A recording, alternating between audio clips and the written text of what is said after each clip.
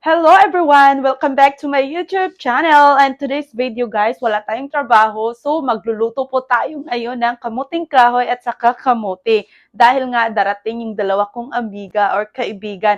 Naalala nyo last week pumunta ako sa bahay niya. Dahil nga magkapit-bahay lang kami. So ngayon nagme-message sila sa akin na sila naman daw ang pupunta dito. Kaya naisipan kong ipagluto sila ng kamuting kahoy na may kamuti na imimix natin sa gata. Dahil hindi pa sila nakatikim. Dahil hindi sila din Pilipinas, so ibang lahi sila. So nagsasalita sila ng Spanish. So darating po sila mamaya-maya. So bilisan na natin para makapagluto na tayo. Kamote at ito yung kamuting kahoy. So nabili ko nga pala ito sa Pilipinos. Na-miss ko din talaga kumain ng kamuting kahoy dahil nga ang tagal ko nang hindi nakakain. So nung makita ko talaga, naisip ko ang sarap ito pag nasa probinsya talaga ay lagyan nila ng gata at saka asukal. So tingnan natin kung ano ang maging resulta talaga sa pagluluto ni Pinay Girl. Sana nga masarap, di ba? So, guys, hindi pa ako nakapagluto. Tumawag na sila na papunta na dito. Paano yan? Hindi pa ako nakapag-umpisa. Pero ang gagawin ko ngayon ay instead na magluluto ako mag-isa, tutulungan na lang ako nila. Tara, buksan natin ang pinto.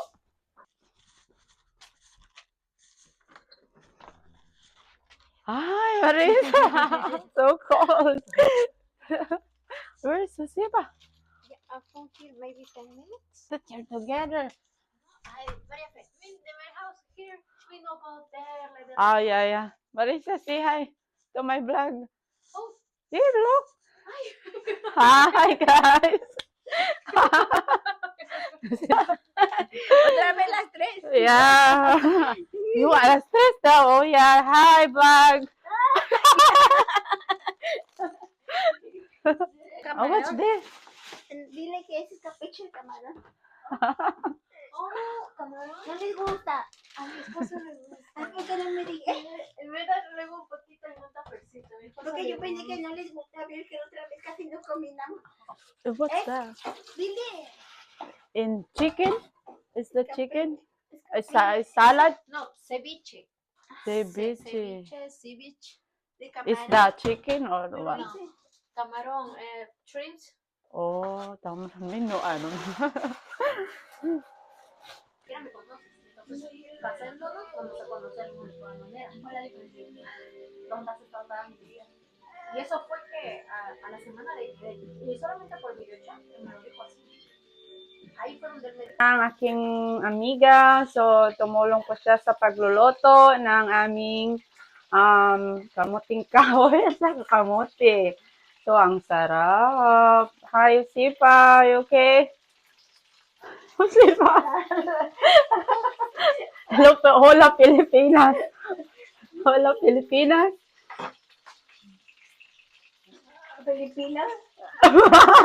Anyway, nagtulungan na talaga kaming tatlo dito sa kusina para mas mabilis matapos. Hindi ko na naipakita ang buong video dahil nga binilisan na namin ang ginagawa namin. So itong video na ito ay palapit na pong matapos dahil na medyo nagugutom na talaga kami. Wala din talaga sa plano na mag-food trip kaming tatlo dahil nga hindi namin ito pinag-usapan. So nung nag-message talaga sila na pupunta sila dito, so naisipan ko na lang na ipagluto ko sila nito. Simple lang naman pero masaya na talagang aming banding. May mga dala din naman silang pagkain, so nag-sharing food na lang talaga kung anong meron kami. So ganito talaga ang aming banding tatlo na magdadala talaga kami ng pagkain sa bawat isa. So ganito ang nangyari, ang saya talaga kapag kasama mo yung mga kaibigan mo. Minsan lang din talaga namin ito nagagawa dahil nga super busy sa buhay. Okay guys, tapos na pala ang ating tawag na binignit or bilo-bilo. Ito ay kamuti lang at saka kasabat, kamuting kahoy. So yun lang. So this is really yummy. Okay, ready na po para sa aking mga kaibigan. Kain na po tayo guys. Okay guys, kuha lang po kayo dito. Ready to serve na po. Hello guys, maganda umaga. Oh yes, good morning. Hello guys, magandang umaga and good morning. Buenos dias. Oh yeah, in Spanish. Oh yeah. Ako talaga guys, simula nang dumating ako ng Amerika ay hindi na talaga ako mahilig sa barkada dahil focus na ako sa husband ko at sa work ko. Pero itong dalawang ito, kaibigan ko na talaga noon pa dahil katrabaho ko talaga ito sila noon. Super happy talaga ako na meron akong kaibigan na katulad nila at tunay. I think hanggang dito na muna guys, kakain muna kami and thank you for watching everybody!